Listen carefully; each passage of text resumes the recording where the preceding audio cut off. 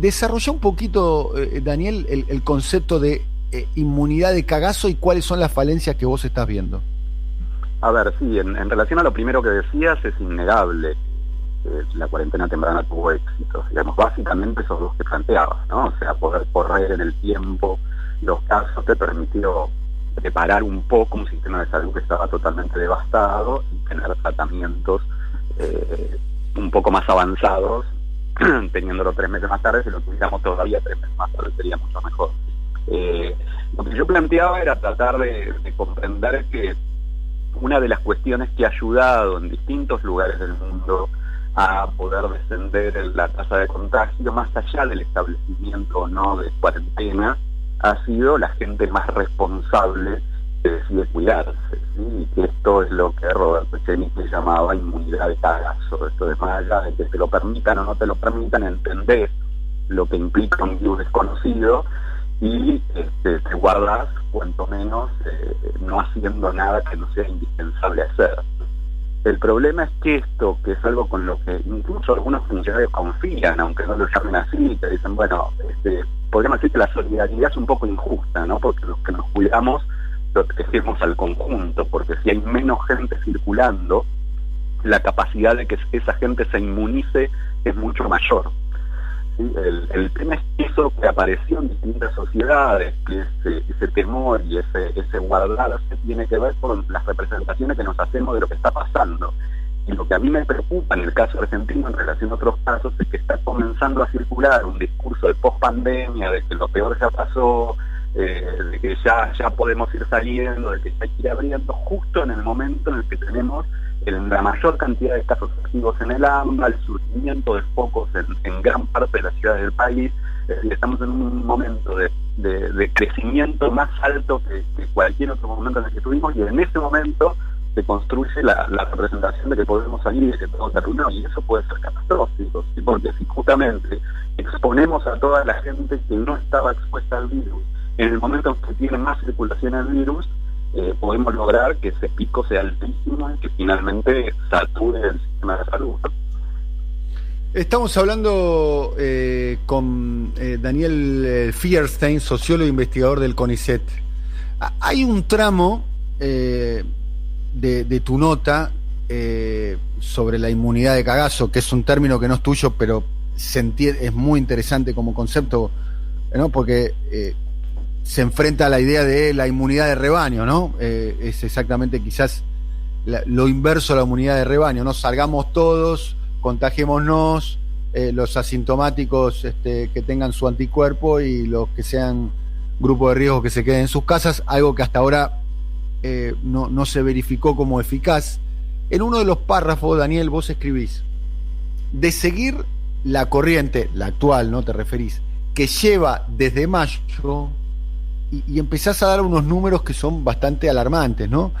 Las muertes en la Argentina llegarían a 10.000 el 1 de septiembre, estamos hablando dentro de 2 semanas, 20.000 el 22 de septiembre, estamos hablando de 3 semanas después del primero, 40.000 3 semanas después, el 13 de octubre, y 80.000 serían 3 semanas después, el 3 de noviembre.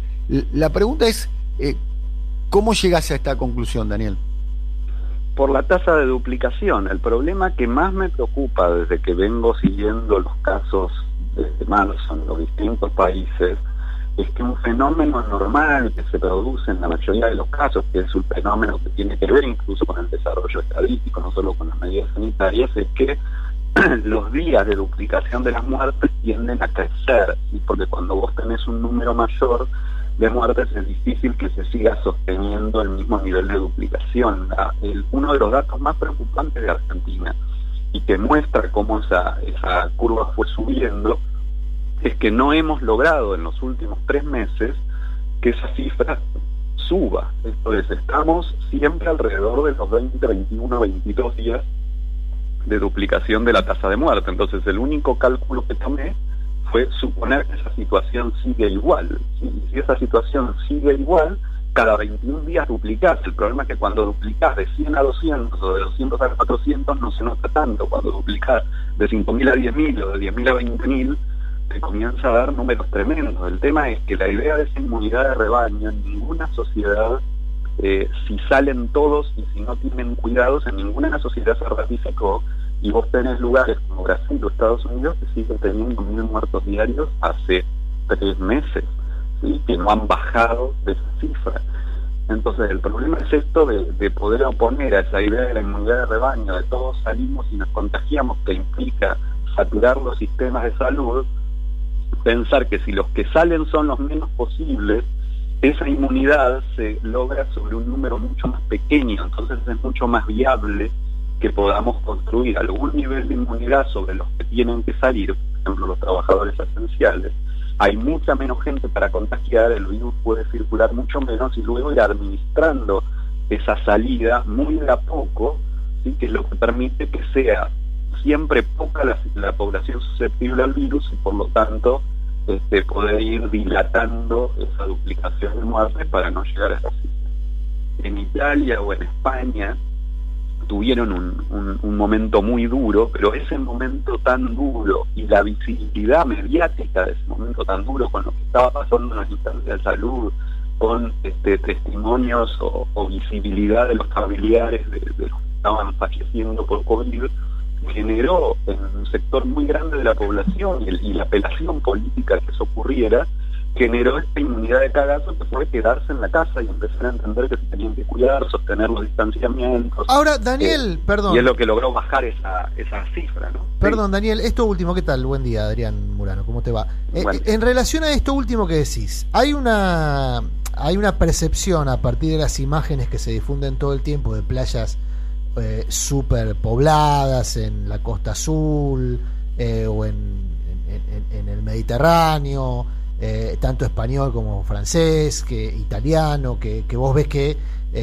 daría la sensación que es todo lo contrario a lo que estás planteando, que no hay inmunidad de cagazo, que con 50.000 muertos en la espalda la gente salió igual y ves los parques atestados de gente haciendo vida social. ¿Hay estadísticas que confirmen esto que la ilusión óptica desmiente? Sí, porque el problema es cuando vos lográs esa inmunidad de cagazo, lo que generó el ciclo de vida del virus es de 2 a 3 semanas. Cuando vos lográs que la gente realmente se quede 2 o 3 semanas, después empezás desde muy abajo, o sea, la capacidad de difusión del virus es muy pequeña porque lograste que básicamente se extinga el virus en donde podía circular. Esto es lo que nunca logramos, porque aunque fue muy alto el acatamiento en las primeras 2 o 3 semanas, entre marzo y abril, no fue lo suficientemente alto para revertir esa curva, primero porque había más casos de lo que se creía, realmente volvió mucha gente y porque seguía volviendo, el ingreso permanente de gente generaba que el virus siguiera circulando todo el tiempo, y porque hubo ya en esas primeras semanas bastantes incumplimientos, que lo que generó fue que, aunque fue alto, no fuera suficiente para extinguirlo. El problema es cuando vos realmente lográs que la gente se guarde por 2 o 3 semanas, lográs que descienda mucho. Lo que hay que entender es que la inmunidad de rebaño se va construyendo por conglomerados. Si las querés construir todas juntas, te va a llevar 6 meses con el sistema de salud colapsado y un nivel de muerte superior incluso al de Europa.